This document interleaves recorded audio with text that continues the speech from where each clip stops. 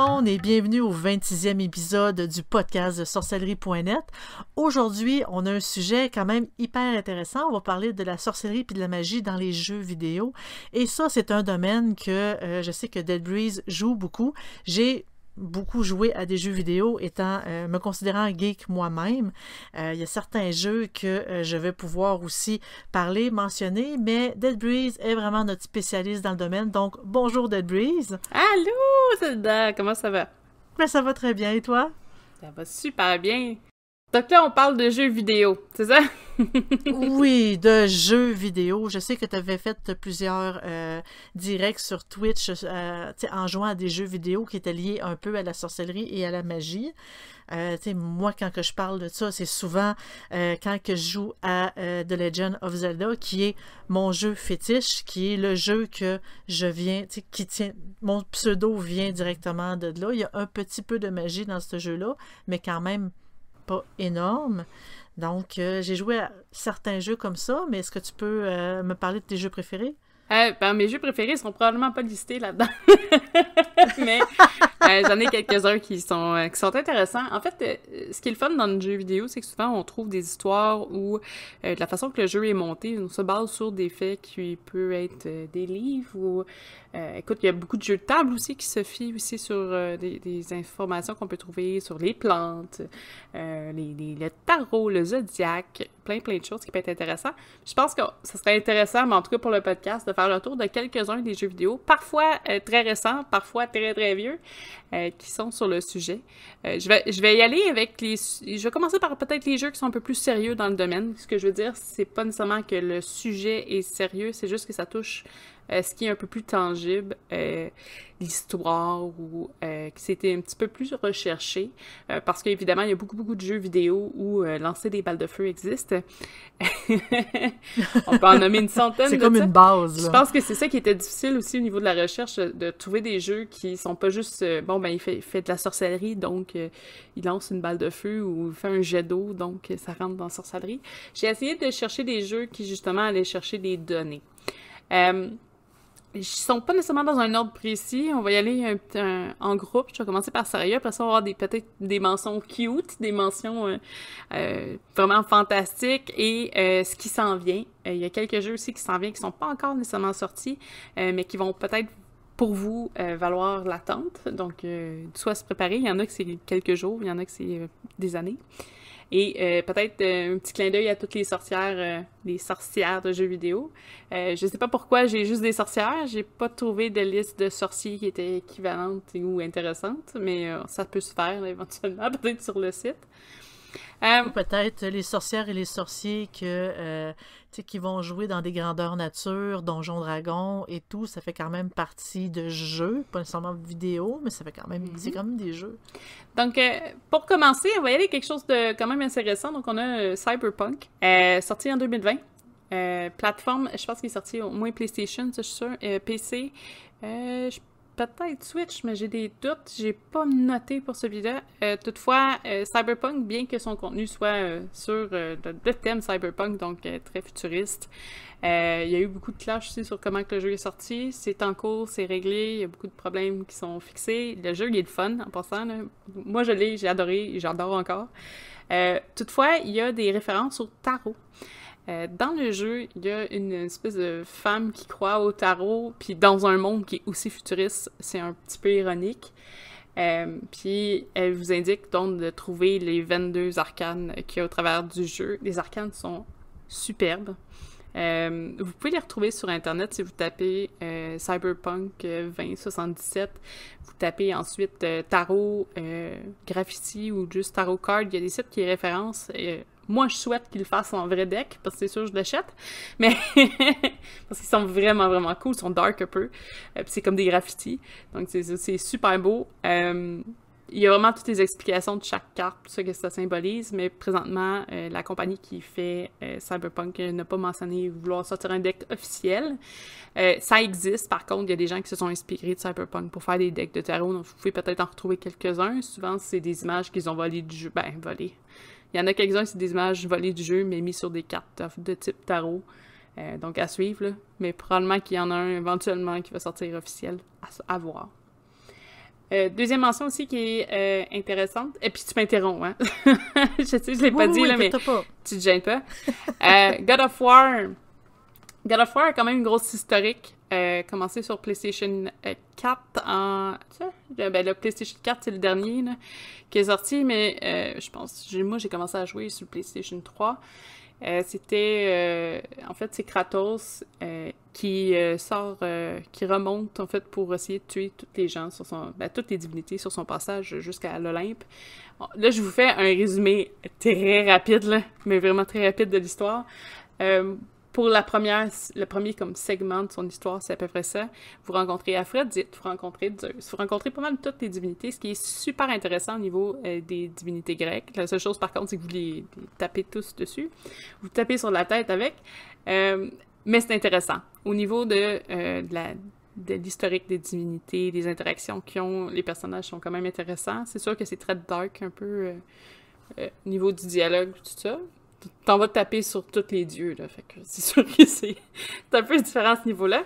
Il y a une suite plus récente en 2018 qui est sortie sur PlayStation 4 qui s'appelle simplement God of War, qui est sur la mythologie nordique.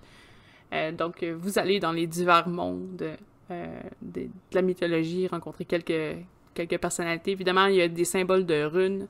Tout ce que vous connaissez un peu sur les histoires nordiques se retrouve un peu dans le jeu. Je pense qu'ils ont fait un gros travail à ce niveau-là, au niveau de l'histoire. Si c'est quelque chose qui vous intéresse, toute la mythologie nordique, je vous recommande le jeu. Personnellement, j'ai essayé, j'ai joué avec la PlayStation 5, j'ai adoré.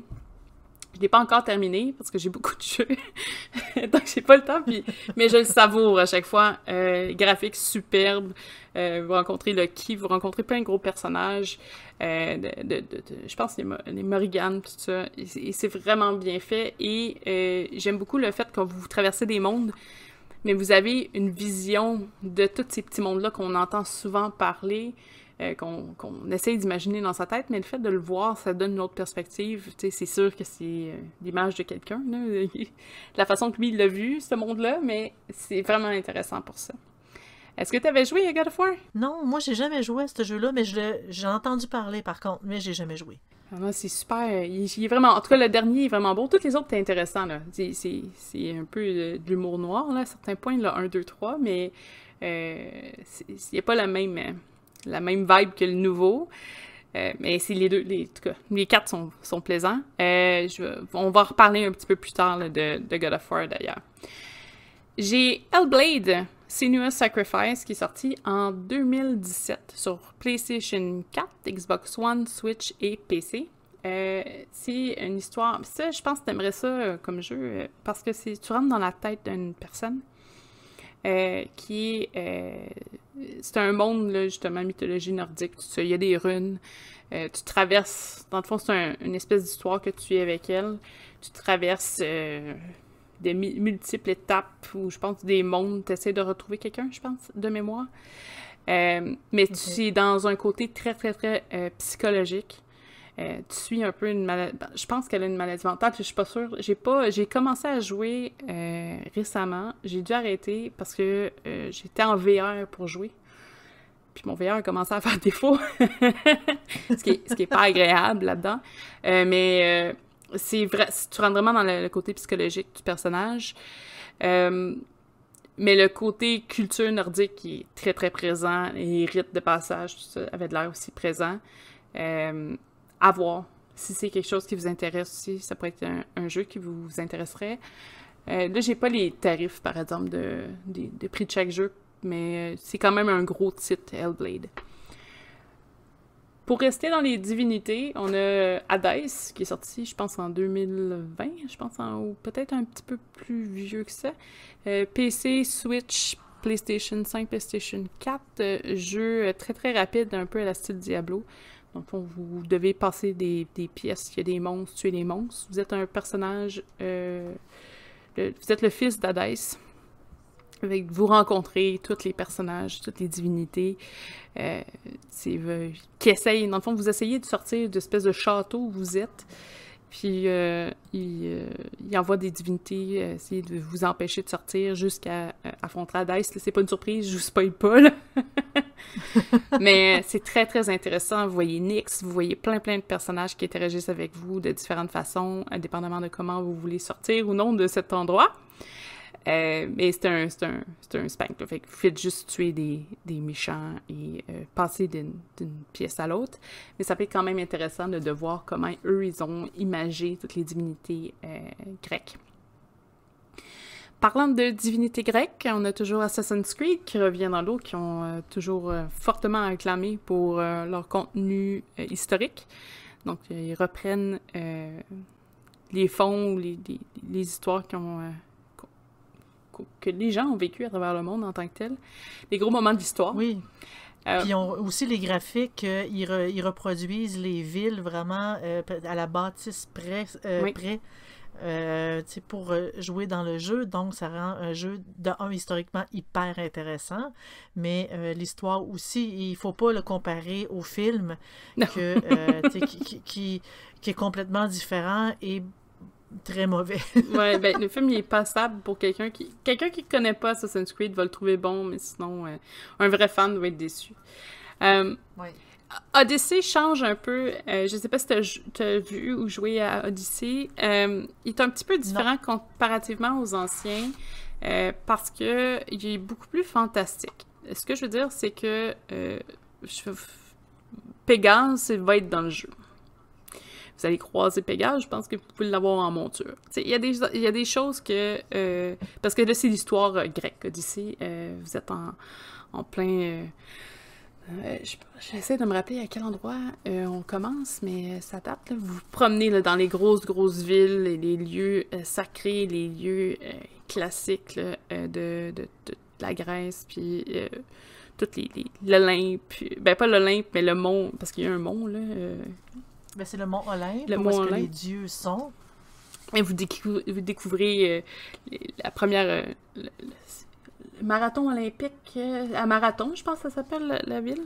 Oui, oui. Le nom du sport olympique vient du nom de la ville. Et aussi la distance la distance du marathon qu'on voit aujourd'hui dans les Jeux olympiques, mais c'est la distance entre, je pense que c'est marathon et Athènes. Mm-hmm. Ben oui, je pense que oui. Je m'excuse, c'est une petite parenthèse. Puis, mélangé à ça, ben, vous avez des divinités, parce que vous allez voir des pitiés, vous allez parler un peu, en tout cas, suivre l'ordre des dieux. Il est beaucoup plus fantastique à ce niveau-là versus les autres Assassin's Creed où il ne voyait pas de dieu dans Assassin's Creed. Il y avait peut-être une vision, une fois de temps en temps, là, mais il n'y avait pas de divinité. Il y avait peut-être des pouvoirs un peu plus qu'est-ce qui se passait dans la vraie vie dans les clans des assassins. Mais dans Odyssey, ils se sont donné un petit peu plus de liberté avec ça. Mais il y a quand même des informations qui peuvent être très, très intéressantes au niveau de la culture qui suit. Le prochain, toujours avec Assassin's Creed, c'est Valhalla, qui est sorti en 2020. PlayStation 4, PlayStation 5, Xbox One, Stadia, chez Amazon Luna, puis PC, sur lequel il est disponible. Malheureusement, c'est un des jeux que j'attends avant d'acheter. Je l'attends beaucoup, mais j'attends un petit peu parce que j'ai trop de choses en ce moment. Et Assassin's Creed, quand tu viens pour l'acheter, il vient de sortir, il est genre 200 tout inclus, mais si t'attends un an, il tombe à 35$ tout inclus. Donc j'attends, je suis pas pressée, puis j'aime savourer mon Assassin's Creed. Donc c'est vraiment... je prends ça quand je sais que je vais tomber en vacances. Mais Valhalla, de la façon où, en tout cas les cinématiques, les trailers du jeu, ont l'air à aller vraiment chercher la culture nordique, tout ça. Donc, ça peut être vraiment intéressant si, encore une fois, vous êtes attiré vers ce type de jeux vidéo ou en tout cas de sujet.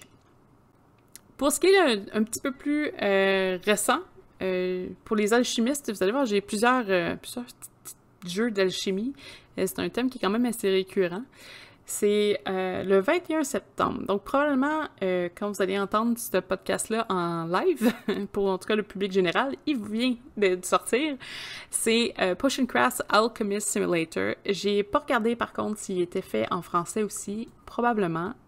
Généralement, quand les jeux viennent de sortir, dans en tout cas des petits indie games, parce que ça ressemble, c'est pas une grosse compagnie qui l'a sorti, là.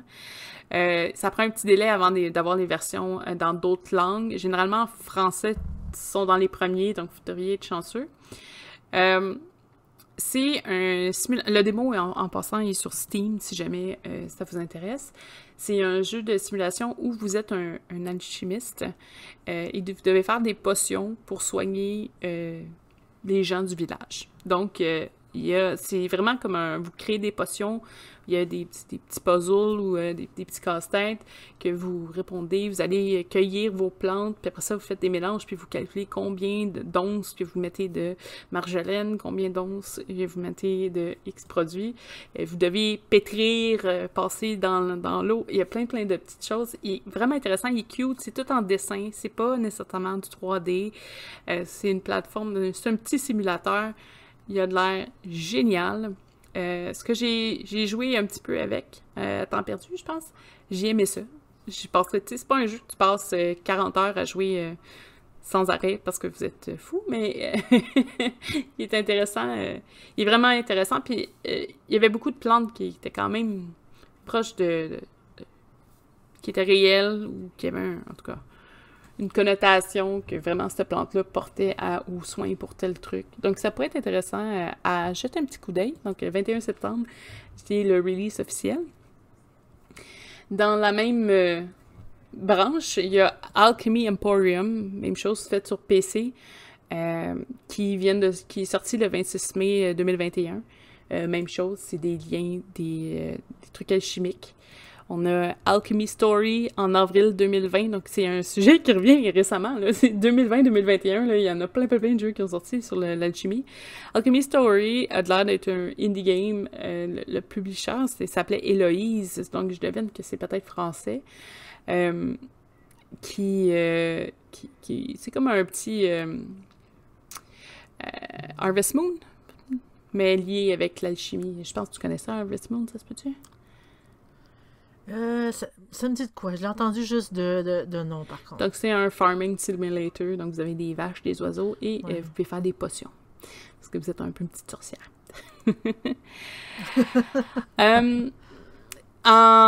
Sur PC ou Switch, il y a aussi Alchemist Simulator qui est quand même un petit peu proche. Vous avez des gros livres de recettes, vous faites des mélanges, vous faites des potions. Je ne l'ai pas essayé, donc je peux pas dire beaucoup, mais lui aussi, c'est un jeu sorti en 2020.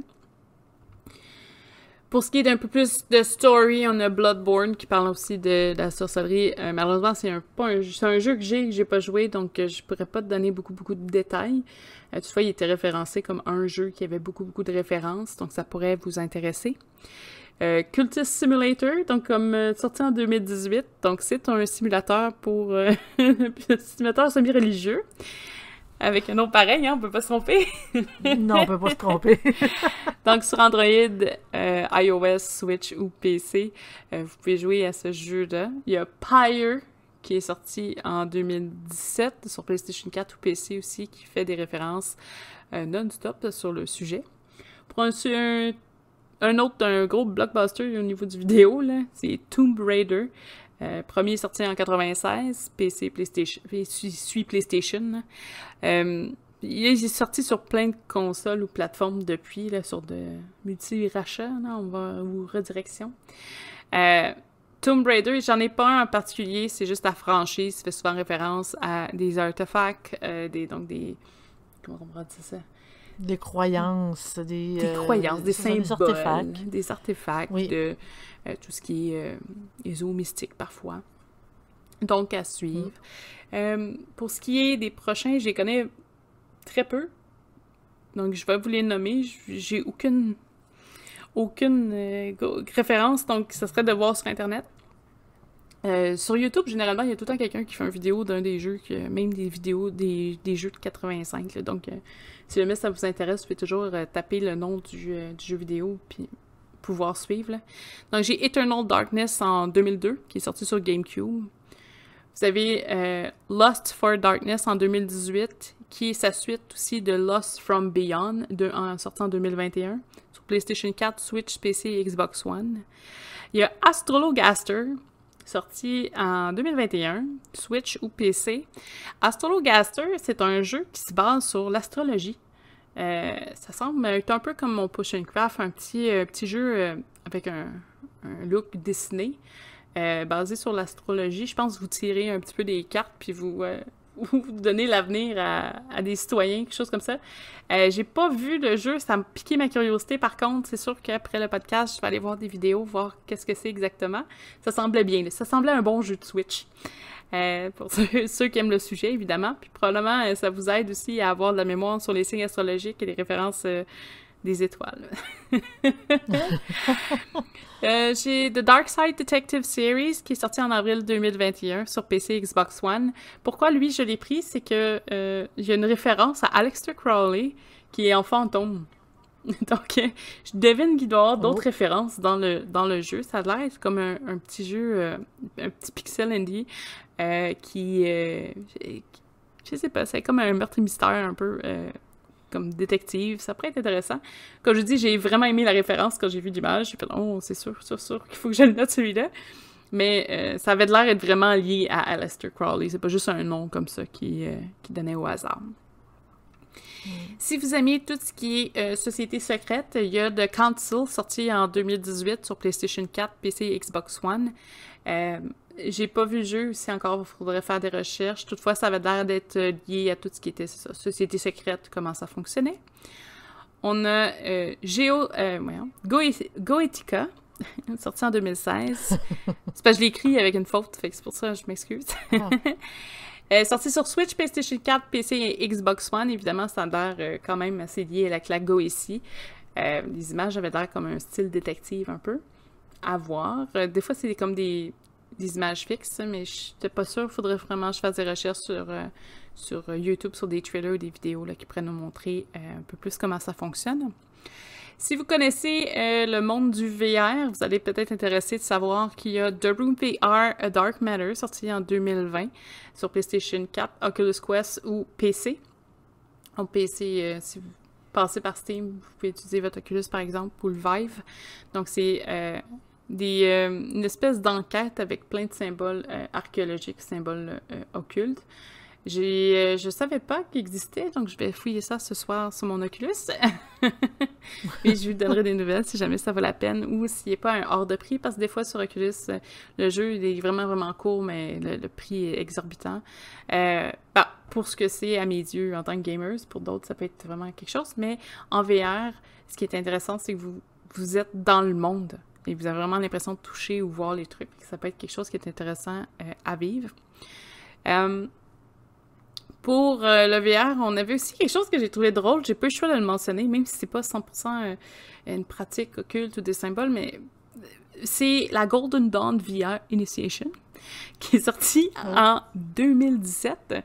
C'est une expérience VR. Là, attention, c'est sûr que c'est des petits bonhommes avec des têtes rondes. C'est pas des vrais visages ou c'est vraiment imagé, mais ils vous permettent d'être participatif, ou plutôt observateur d'une séance d'initiation d'une Golden Dawn. Ça se fait sur Vive ou PC. Je pense qu'il est achetable sur Steam, ça va être le seul fournisseur. Je vous dis ça, j'en connais pas beaucoup. Je trouvais ça un peu étrange comme type de vidéo, mais ça s'est fait.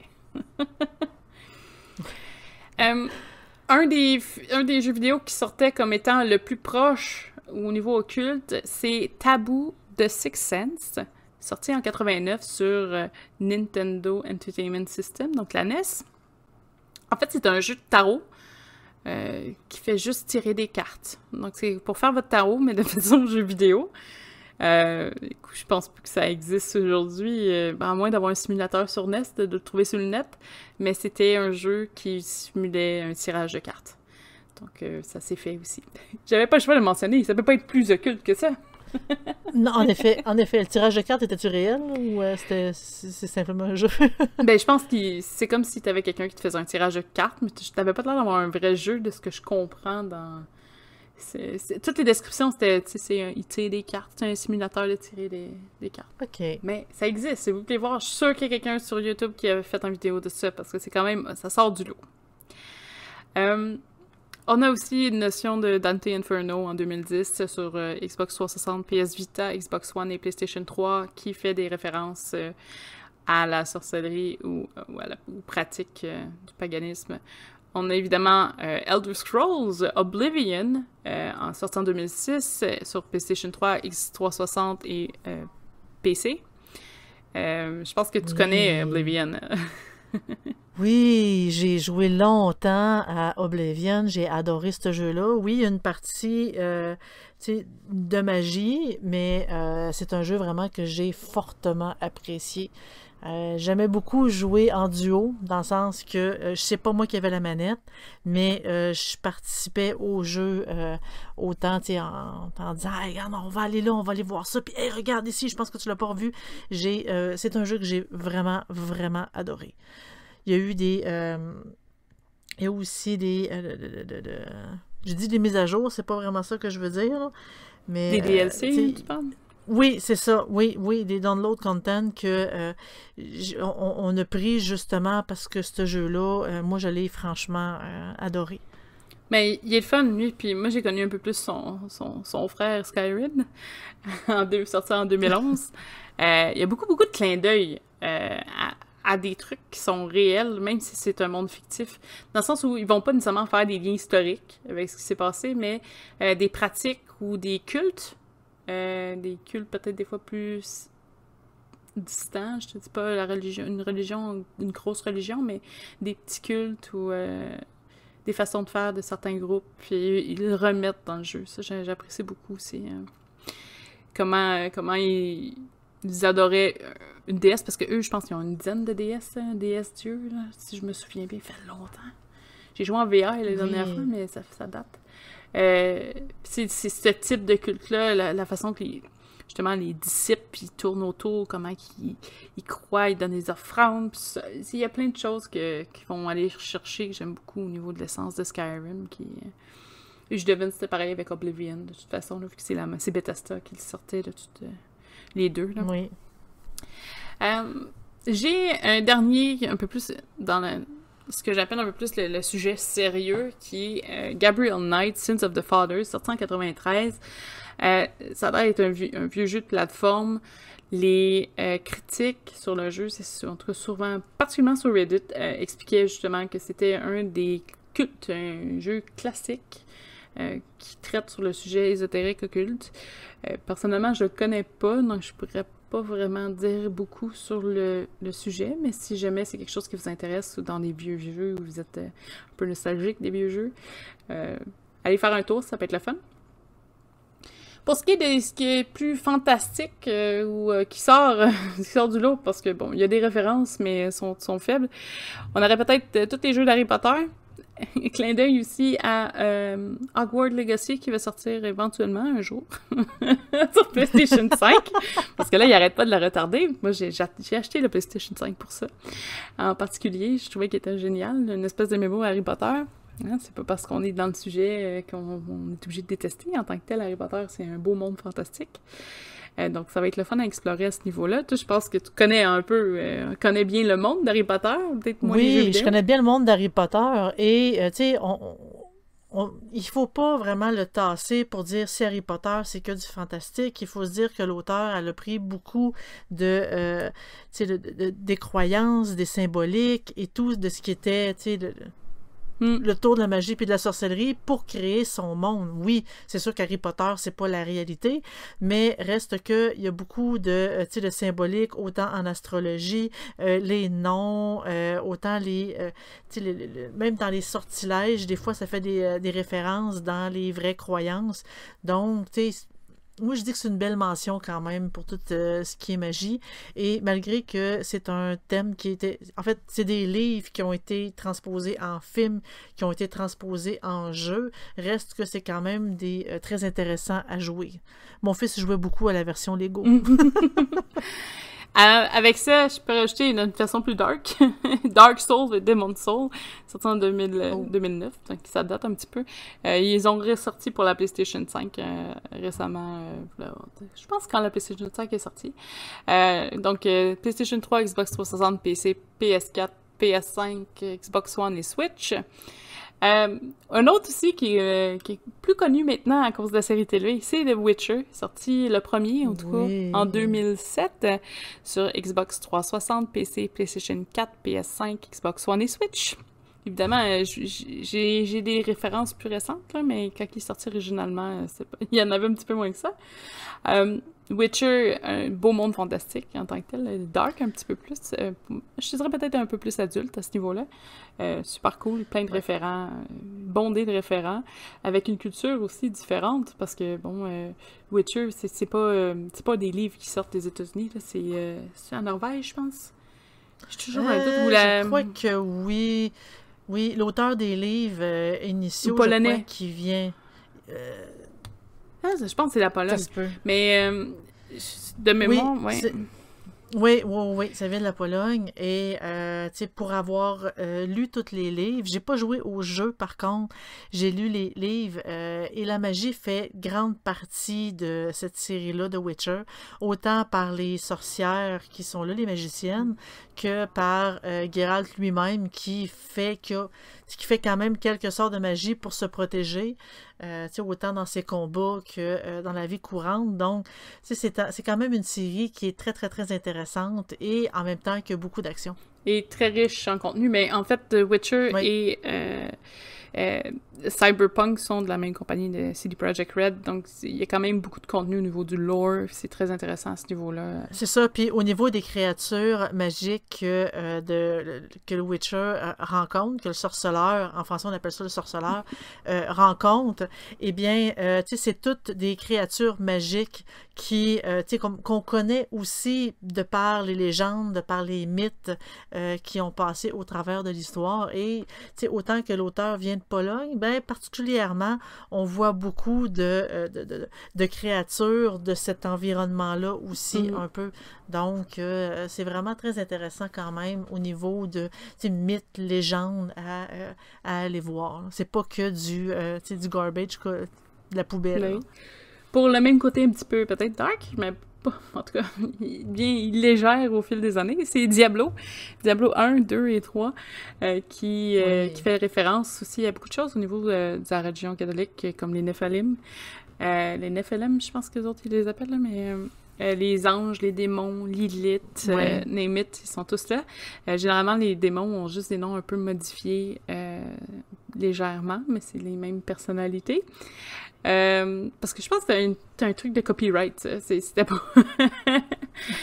Mais Mephisto, tout ça. À part, je te parle pas des pouvoirs des personnages, des héros, là, mais je parle vraiment là, au niveau du contexte, du lore, qui peut être intéressant. C'est sûr que c'est pas zéro véridique, là, ou zéro lié aux histoires de King James, selon ou les bibles de démonologie et tout ça, mais au moins c'est des beaux clins d'œil à certains personnages, dont Lilith qui revient justement pour Diablo 4. Mais là, je l'ai pas noté parce qu'il est pas encore sorti puis j'ai pas de date, puis en tout cas, c'est Blizzard. Mais éventuellement, ça peut être quelque chose aussi, là, comme son Diablo Immortal aussi, devrait ressortir d'autres démons. Il y a beaucoup de clins d'œil sur des démons qui sont pas nécessairement des boss là, dans le jeu, mais juste des petits monstres ordinaires. Donc c'est intéressant à ce niveau-là. Sur une touche un peu plus peut-être joyeuse dans le fantastique, on a les Sims. Eh oui, les Sims font clin d'œil à la sorcellerie au niveau du jeu 2, 3 et 4, donc celui qui est en cours aussi en ce moment. Ils vont, faut que tu collectes des plantes magiques. Généralement, c'est des plantes reconnues dans le milieu. Du Wolfbane, plein de petites plantes agréables qui sont liées avec le domaine de la sorcellerie, avoir des chaudrons. Même dans la dernière expansion, tu peux même invoquer des esprits avec une table tournante. Donc, moi, ça me parle, ça.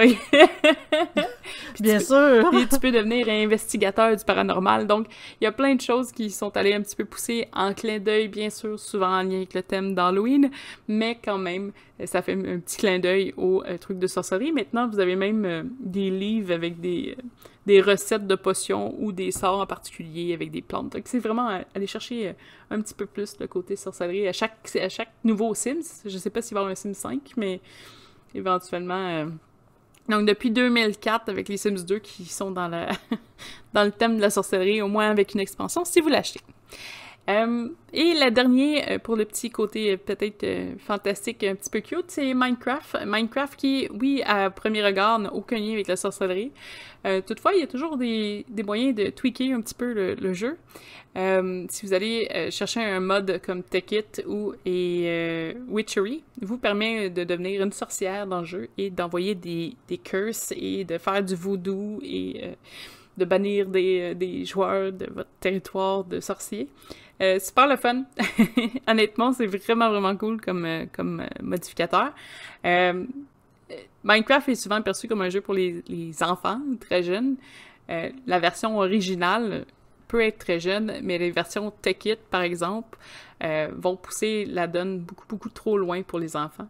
Donc, ça vous permet aussi d'élargir et rajouter des modes de fun comme Witchery, que j'aime beaucoup. Je pense qu'ils commencent à intégrer ils surveillent quand même les modes qui se font sur leur jeu, on se cachera pas, mais ils commencent à intégrer 2-3 petites données ici par là dans le jeu original.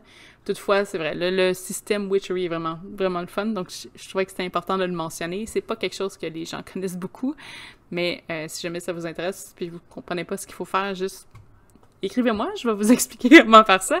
Évidemment, ça vous prend un abonnement à Minecraft pour ça.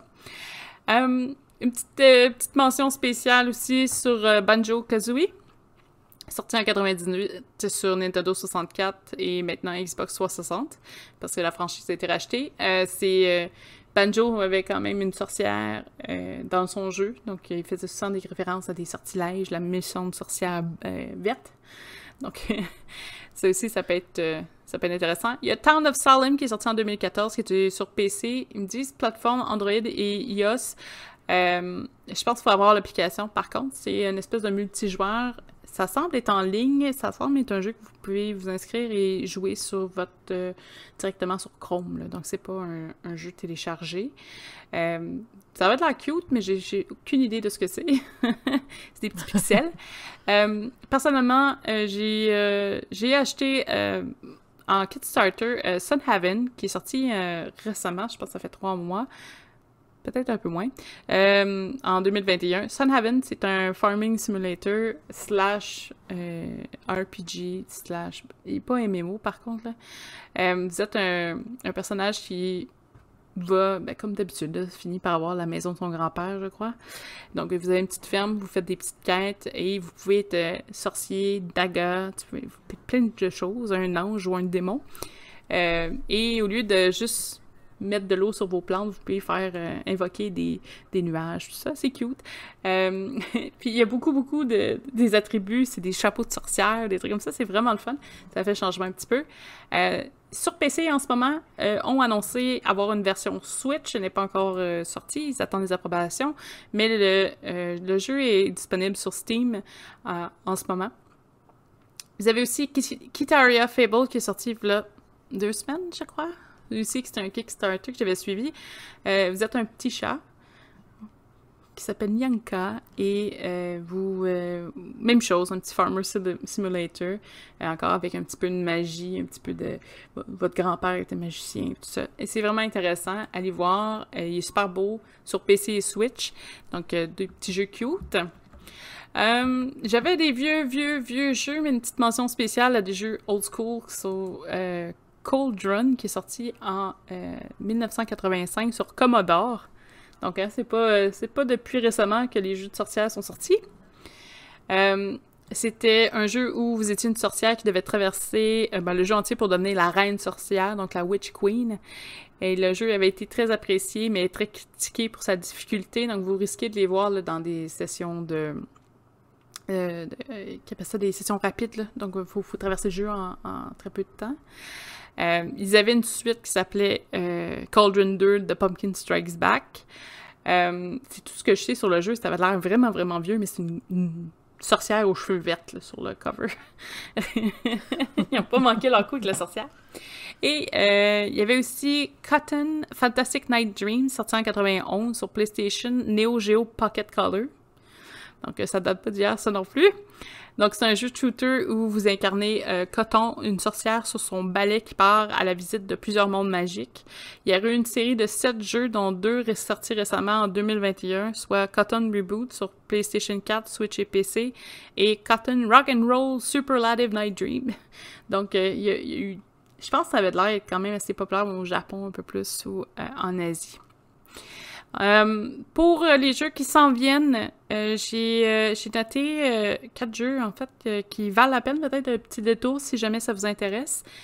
On a Little Witch in the Wood, donc la petite sorcière dans les bois, annoncé pour 2021 sur PC et Xbox One. C'est l'histoire de Ellie, une apprentie sorcière. Elle découvre des forêts mystiques et aide les résidents du village en faisant des petites quêtes et missions. Ça avait l'air hyper cute. Donc, si jamais vous voulez aller voir sur Internet, il y a plein d'images. Donc, c'est Little Witch in the Wood.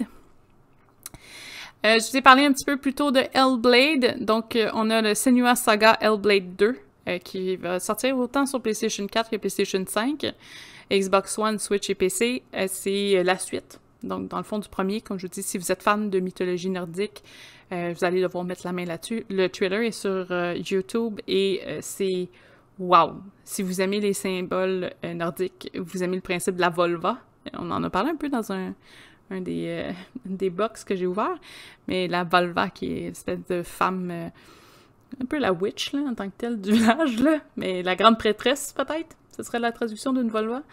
C'est impressionnant, la qualité d'image, et ça vous fait un effet, le trailer. Puis on connaît pas le personnage, ben, même si vous connaissez pas le personnage, ça frappe. Il y a Potion Permit qui va sortir en 2022, qui a été un peu... il est un peu en retard, il va sortir sur Switch, PlayStation 4, PC et Xbox One. C'est un farming simulator encore, mais cette fois-là, vous êtes un alchimiste qui doit faire des potions pour son village, donc vous devez soigner des gens malades de votre village. Ça va être l'air hyper cute, très intéressant, donc ça va être à suivre. Et finalement, on a God of War Ragnarok, donc la suite de God of War qui est sortie en 2018. J'ai pas de date, aucune date d'annoncer pour le moment. Je pense que c'est une exclusivité PlayStation, mais je suis pas certaine. Je crois que oui. Il faudrait que je valide. Mais God of War, je vous dis, l'histoire est intéressante, très adulte aussi, là. Mais l'histoire est très intéressante, donc ça va être intéressant à suivre. Pour terminer, il y en avait, hein, des jeux. J'ai l'impression que j'ai juste parlé depuis la dernière heure. Je m'excuse, j'espère que ça vous intéresse, parce que sinon, vous allez trouver le sujet long. Pour finir, je pense j'ai fait un petit top des sorcières qui se représentent dans les jeux vidéo. La liste est courte parce que souvent, ils appellent des banshees, des sorcières, ou peu importe, c'est tout le temps des monstres. Donc, ben oui. Donc, on a très peu de personnalité. C'est souvent des... Bon, en tout cas, il y a souvent des méchants, mais là, j'en ai 2-3, je pense qu'ils sont corrects. Pour commencer, on a des personnages que Zelda connaît beaucoup. Parce que, bon, ils viennent de Legend of Zelda et Majora's Mask, c'est les sœurs Koum et Kokate. Je pense que c'est Kokate, Oui. Ça devrait sortir. Kotake. Koum et Kotake. C'est les sœurs jumelles qui sont des sorcières, et ces sœurs jumelles-là auraient formé le roi Gerudo qui est Ganondorf. Parce que, en tout cas, dans la culture Gerudo, quand il y a un mâle qui naît tous les 100 ans et il devient le roi, donc c'est elle qui l'aurait formé, et il serait maléfique. On suppose, à cause d'elles, elles font partie c'est un des monstres, je dis monstres, là, mais ils font partie des méchants à combattre au travers du jeu de Ocarina of Time. Dans Majora's Mask, par contre, ils font juste un potion shop. Donc, c'est un clin d'œil aussi aux sorcières qui ont des potion shops dans Link to the Past. La sorcière, oui. Je pense qu'il y en a juste une. Mais, ouais, je pense qu'il y en a juste... Il y en a peut-être 2. Mais bref, c'est les mêmes sorcières. Mais j'ai un doute, puis je pense que c'est juste comme The Witch. C'est même pas... ils n'ont pas de nom. Mais c'est souvent référencé à Koum et Kotake. On a, pour les fans de Banjo-Kazooie, on a Gruntilda. Donc, c'est un gros visage vert avec un gros chapeau qui rit bizarre et qui est pas très gentil. On a The Witch of Umwick chez Bloodborne. Comme je dis, je connais pas nécessairement les jeux, donc Bloodborne, donc malheureusement, je peux pas en dire plus sur le personnage. Vivienne de Dragon Age Inquisition. Alicia de Bullet Witch et Triss Merigold et Yennefer de The Witcher. J'avais pas le choix. Non, t'as pas le choix. J'avais pas le choix. J'aurais pensé peut-être Ciri l'aurait mis de... comme non, mais elle fait pas tant de... Ciri, elle fait pas vraiment de magie, Ciri. Elle a des pouvoirs, mais elle ne pratique pas la magie. Sais-tu? Mais les pouvoirs, si vous avez pas vu la série, je vous vendrai pas le punch, parce que, tu sais, moi, j'ai lu tous les livres, donc je connais la fin, mais, tu sais, c'est ça, elle a des pouvoirs magiques, mais c'est pas une magicienne en tant que telle. Même elle-même, elle se considère plus comme une sorceleuse qu'autre chose, en fait. D'ailleurs, si jamais vous aimez beaucoup The Witcher, Cyberpunk, il y a beaucoup, beaucoup de clins d'œil dont les personnages se retrouvent dans Cyberpunk, parce que c'est la même compagnie qui fait les deux jeux. Il y a beaucoup de clins d'œil. Ciri est dans le jeu, Yennefer aussi. Ils n'ont pas les mêmes noms, là, mais des fois, ça varie un petit peu de la façon que c'est écrit, ou c'est pas des personnages importants, c'est des personnages de côté. Mais si c'est un monde qui vous intéresse, un ou l'autre, ça peut être intéressant à ce niveau-là. Je pense qu'on a pas mal couvert au niveau des jeux. C'est sûr qu'il y a plein de jeux qu'on n'a pas mentionnés. Plein de jeux qui peut-être mériteraient mention. C'est difficile de faire le tri aussi là, de ce qui... Ben, surtout que quand on fait des recherches sur Internet sur des jeux de sorcellerie, ils nous sortent une tonne de jeux que oui, il y a de la magie à l'intérieur, mais c'est pas vraiment de la sorcellerie, comme par exemple les jeux de Zelda. Mm-hmm. Ils font partie des meilleurs jeux contenant de la sorcellerie puis de l'occultisme, mais oui et non. Tu sais, oui, il y a de la magie dans le jeu, mais c'est pas de la sorcellerie en tant que telle. Il n'y a pas vraiment de pratiquants, c'est juste que la magie fait partie du jeu. Donc, si vous voulez jouer vraiment une sorcière, les jeux sont pas mal assez limités. Ben, à moins de jouer un MMO puis de jouer un rôle de caster sorcière ou un truc comme ça. Là, ça, c'est un autre... Mais c'est pas une sorcière qui va utiliser des cercles de... Un MMO, c'est un peu comme World of Warcraft, Final Fantasy XIV. C'est un monde où tu crées un personnage, puis selon la discipline ou la classe ou la race, parfois, de ce que tu lui donnes, va avoir des sorts. Pour faire, les multiples tâches qu'on doit faire dans le jeu, là. Mais, c'est un peu comme dans Elder Scrolls en tant que tel, là. Ouais. À part ça, c'est sûr qu'il y a beaucoup de choses qui sont référencées ou qui n'ont pas de sens. Il y a beaucoup de jeux d'horreur avec des fantômes. Je les ai pas mentionnés parce que c'est vraiment juste un jeu d'horreur en tant que tel. C'est pas des cas réels où j'ai omis je sais pas, la boussole d'or, par exemple, qui est dans le domaine fantastique. Donc, c'est des petites choses que des fois on fait des tris parce qu'on n'a pas le choix, mais c'est généralement des jeux que si vous aimez le domaine, vous aimez l'ésotérisme en particulier, c'est des jeux que vous pourriez trouver intéressants.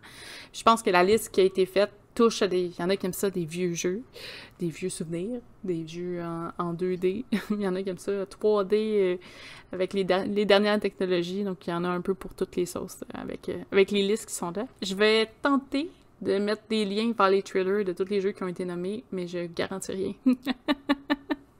Je pourrais le faire sur SNET, par contre. Je pourrais vous monter une liste avec tous les trailers s'il y a quelqu'un qui est intéressé là, dans le général, puis ou justement dans la section podcast. Oui, dans la section podcast, je vais... ça serait plus... on le verrait plus avec les liens là, pour écouter, justement, notre podcast actuel. Ouais, je pense que je vais faire ça. Puis au moins juste le trailer des jeux, là, peut-être pas le jeu en tant que tel, mais ça va vous donner une idée si jamais ça vous intéresse de jouer à des jeux vidéo. Non, mais c'est bien, des fois, t'apprends plein de choses avec un jeu vidéo que juste la mémoire ou... parce que des fois, tu t'entraînes à apprendre quelque chose, mais dans un sens, ça va te servir plus tard. Moi, j'ai pas de mémoire. Mais ça dépend. Ça dépend vraiment du jeu, parce que oui, il y en a qui sortent beaucoup de tout ce qui est légendes, les mythes, les mythologies, mais ils s'amusent beaucoup. Ils en font ce qu'ils veulent, en fait. C'est pas vraiment la réalité. Ouais. C'est pas vraiment le vrai mythe, la vraie histoire. Donc, il faut faire attention là-dessus. Il y a même certains jeux que tu as l'impression que ah oui, c'est de la magie, puis j'apprends la magie, mais ça dépend vraiment de l'auteur. S'il a voulu être, s'il a voulu vraiment respecter comme les vraies pratiques, la vraie croyance, le vrai mythe, ou s'il a voulu juste le mettre à sa sauce. Parce qu'il y en a que tu le sens. Il y en a aussi qui vont aller chercher des petites clés. Par exemple, Assassin's Creed, souvent, mettons, tu rencontres une déesse, ben, dans un journal que tu as dans le jeu, tu vas avoir une fiche sur, je sais pas, mettons, Zeus. Mais là, il va y avoir l'explication de, bon, la mythologie sur Zeus. C'est sûr, ça vous donne un clin d'œil sur ce que c'est, ou ce qu'il est, ou les trucs qu'il a fait, historiquement, en tout cas, selon les livres, ou selon les références, parce que souvent, dans Assassin's Creed, il va marquer la référence.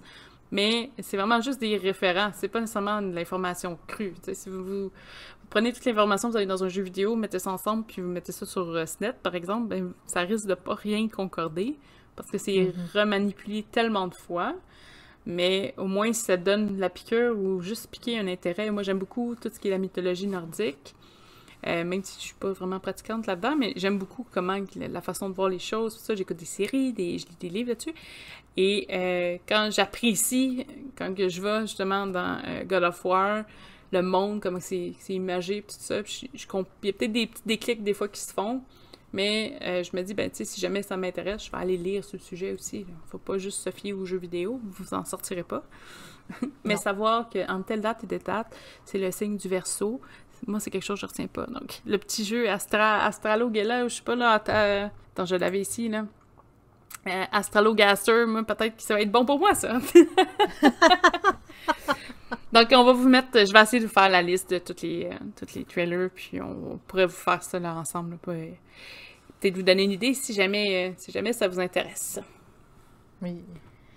Sur ce, je pense qu'on on a fait le tour. Oui. Je vais vous souhaiter une excellente semaine, puis on se revoit la semaine prochaine.